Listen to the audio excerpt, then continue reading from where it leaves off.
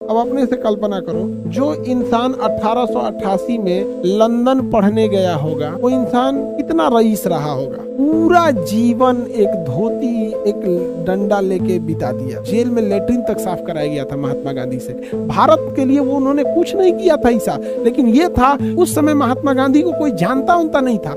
गांधी गांधी सुनते हैं, कौन है बुलाओ तो यहाँ पे। तो गांधी जी गए मिलने के लिए, धोती पहन के गए, करे ये तो भीख मांगा है हो।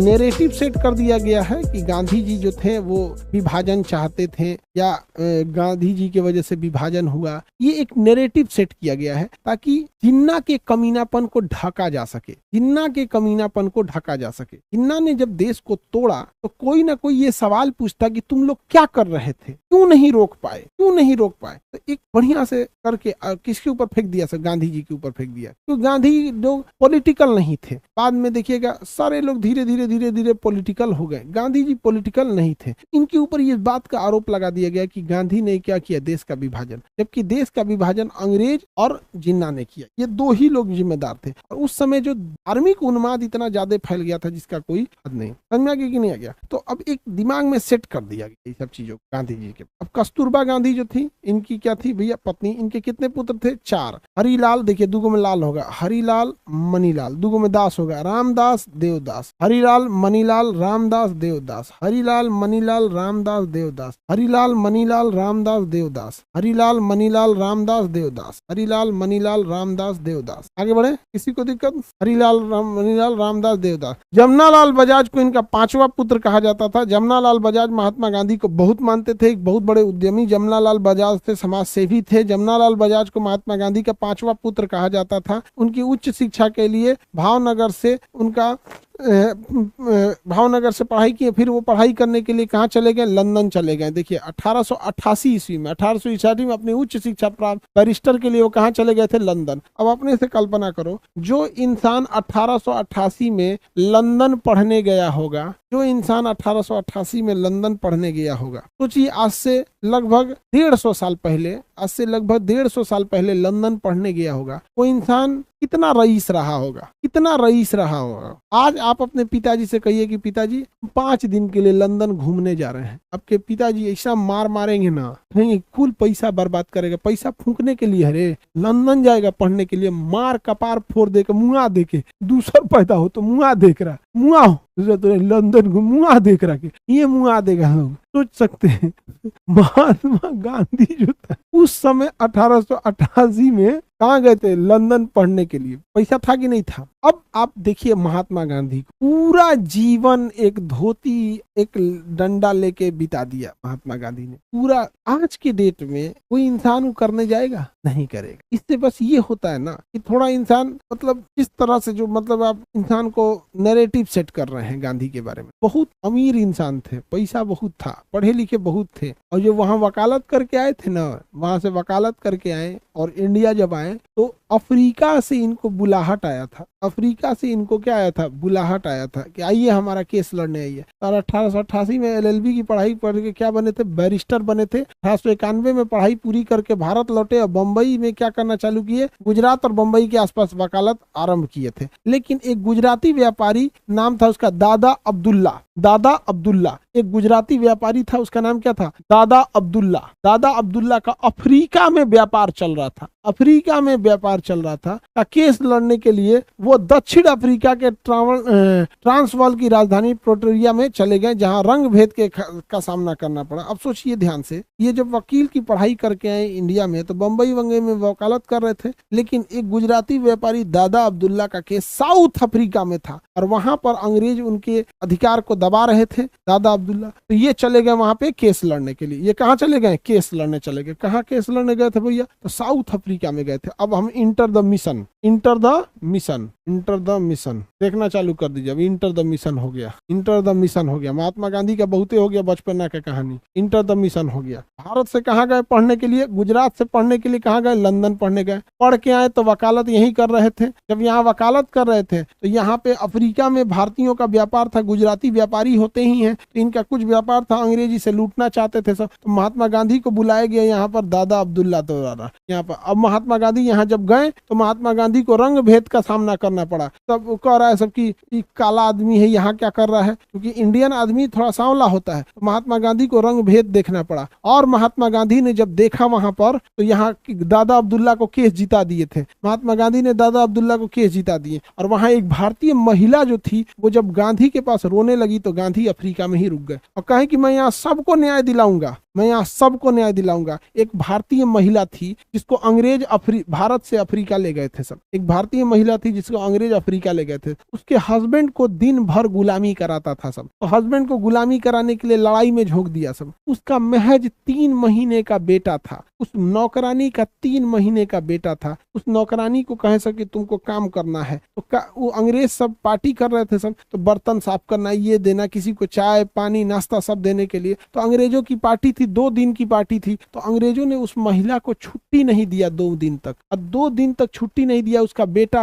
वो कहते रहे मेरा 3 महीने का बेटा है, भूखा होगा, क्या कर रहा होगा। तो बच्चा बेचारा 3 महीने का था। वैसे ही छोटा सा नौकर सबको झोपड़ी टाइप का इतना छोटा कमरा देते थे सब। 3 दिन तक उस महिला से काम कराए सब। उसके बाद से जब महिला को छुट्टी मिला ना तो महिला खाना नहीं खाई, पहले दौड़ के गई अपने बच्चा को देखने। उसका 3 महीना का बच्चा भूख से मर चुका था। उसका 3 महीना का बच्चा भूख से मर चुका था। जब अंग्रेजों से शिकायत किया गया तो अंग्रेजों ने कहा कि हम क्या करें, मर गया। 3 महीने का बेटा भूख से मर चुका, केवल अंग्रेजों ने काम कराया। जब महात्मा गांधी को यह बात पता चली तो महात्मा गांधी का वो रिश्तेदार नहीं लगती थी। महात्मा गांधी को जब ये बात पता चली तो महात्मा गांधी ने अपने यहाँ पे उन लोगों के खिलाफ आवाज उठाया, अंग्रेजों को वहां पर सजा दिलाया। उस महिला को ये क्या गुलामी से फ्री करके फिर उस महिला को भारत भेजा गया। और महात्मा गांधी ने डिसाइड कर लिया कि वो वहां पर अंग्रेजों के खिलाफ आंदोलन करेंगे। महात्मा गांधी को जेल कर दिया गया। महात्मा गांधी जो अफ्रीका लंदन पढ़ने गए थे उनसे जेल में लेटरिन तक साफ कराया गया था महात्मा गांधी से। महात्मा गांधी को यातनाएं दी गई, मारा गया, पीटा गया, लेकिन महात्मा गांधी यहाँ से हटे नहीं और रंग भेद के खिलाफ यहाँ आवाज उठाए, भारतीयों को अपने बात दिए।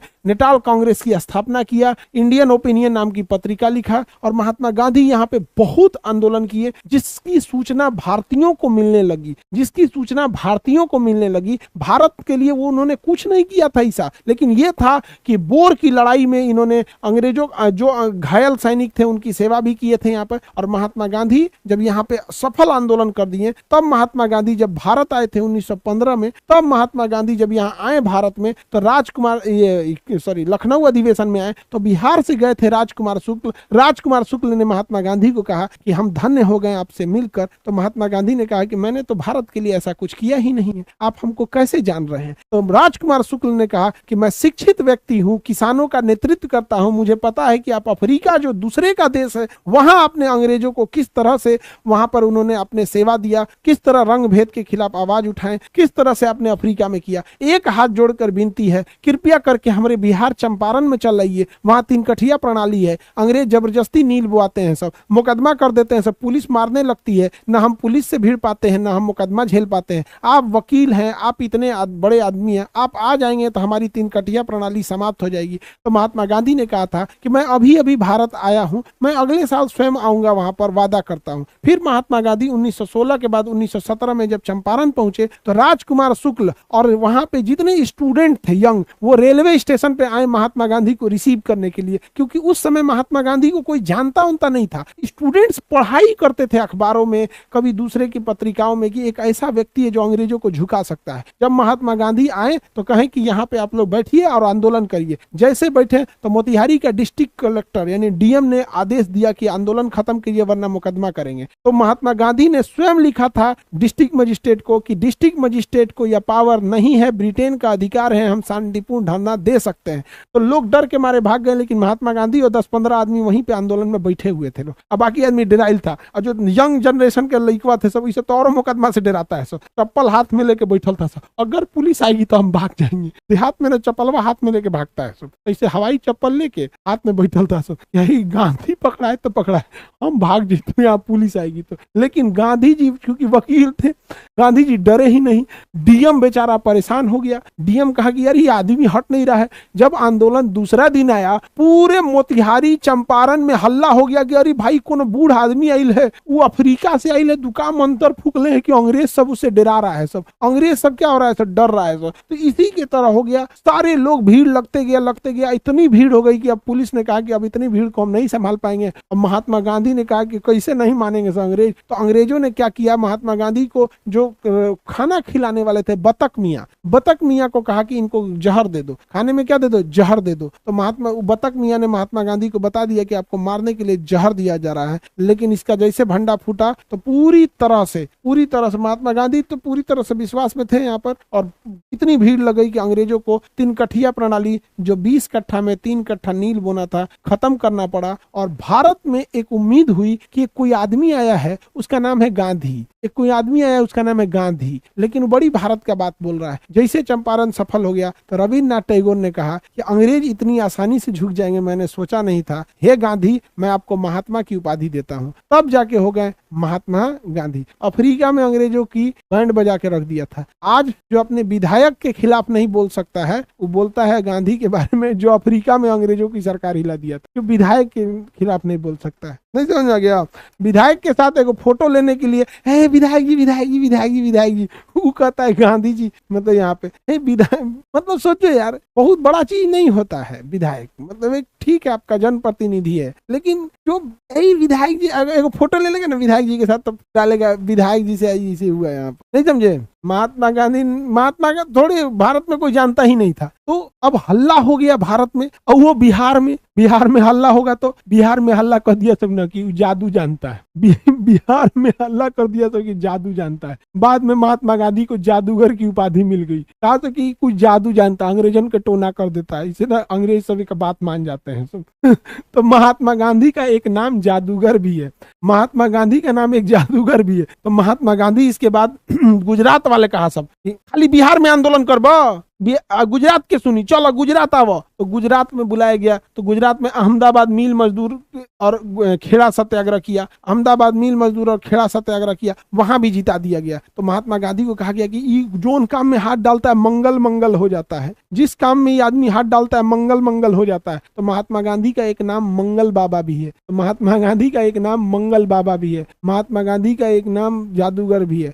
सुभाष चंद्र बोस और महात्मा गांधी को राष्ट्रपिता कोई हमने नहीं दिया है, महात्मा गांधी को राष्ट्रपिता किसी व्यक्ति ने नहीं दिया है। महात्मा गांधी को राष्ट्रपिता की उपाधि स्वयं सुभाष चंद्र बोस ने दिया था। महात्मा गांधी को राष्ट्रपिता की उपाधि सुभाष चंद्र बोस। तो सुभाष चंद्र को मानने वाले सुभाष चंद्र को मानते हैं, लेकिन नहीं कहेंगे महात्मा गांधी। तो मंगल बाबा हो गया, राष्ट्रपिता हो गए, ये सब करके उपाधि दी गई। अर्धनग्न फकीर बोला था इंग्लैंड का प्रधानमंत्री ने, इंग्लैंड के प्रधानमंत्री विंस्टन चर्चिल ने अर्धनग्न फकीर बोला था, क्योंकि पूरे भारत में महात्मा गांधी ने सविनय अवज्ञा आंदोलन, डांडी आंदोलन, असहयोग आंदोलन, ये सब बड़ा बड़ा आंदोलन कर दिए थे। तो अंग्रेजों ने कहा तो नहीं, बुलाओ तो देखते हैं कौन है रे ऐसा कांड किया है, गांधी सुनते हैं, कौन है बुलाओ तो यहाँ पे। तो गांधी जी गए मिलने के लिए, धोती पहन के गए, तो करे ये तो भीख मांगा है, वो भीख मांगा है, ये कैले है, कपड़ों नहीं पहने, भीख मांगा हुआ आधा उघारे। तो विंस्टन चर्चिल ने उसे हाफ नेकेड बेगर बोला था, हाफ नेकेड बेगर। हाफ बेगर मतलब भीख मंगा होता है, भीख मंगा। इसे अर्धनग्न फकीर समझा गया, उसको उर्दू लफ्ज दे दिया गया कि ताकि खराब न लगे। देखिए कितना महिमा मंडल, अंग्रेजों की चीजें खराब न लगे, जिसने हमारे महात्मा गांधी को भिखमंगा कहा तो उसको उर्दू शब्द दे दिया, उर्दू। अर्धनग्न फकीर, आधा हिंदी बोला है, अर्ध हिंदी है, नग्न हिंदी है, तो भिखारी बोल वो भी हिंदी है। अर्धनग्न भिखारी नहीं बोला, अर्धनग्न, फिर फकीर जोड़ दिया ताकि ना लोगों को लगे। अंग्रेजों की ये चाल है, उनको ये लगे ही नहीं। यहाँ पर समझ में आ गया। जलियांवाला बाग में अंग्रेज मार के चले गए, कोई कुछ है बोलने वाला? आगे बढ़े।